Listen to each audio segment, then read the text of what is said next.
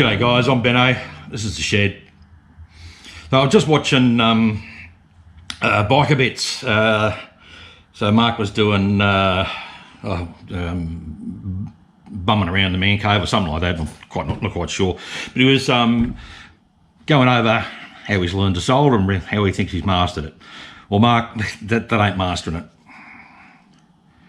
So I'll just give you a quick rundown on how to solder a little bit of wire. What's this stuff? This might be aluminium, but it doesn't matter. Right, I'll do it the same way that you did there, Mark. Okay, so I'll just twist my wires together, nothing fancy.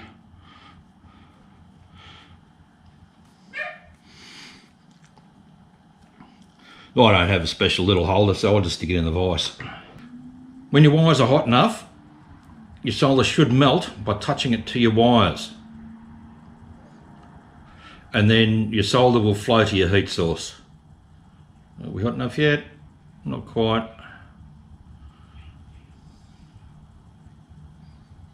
There we go.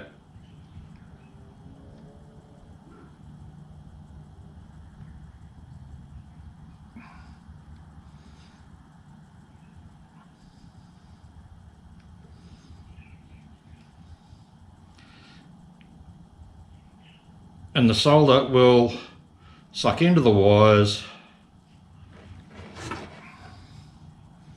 and there you have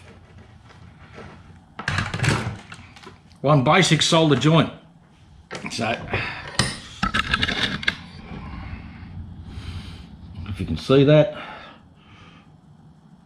that's what a solder joint should look like, something like that. You can nip the end off, make it a bit tidier.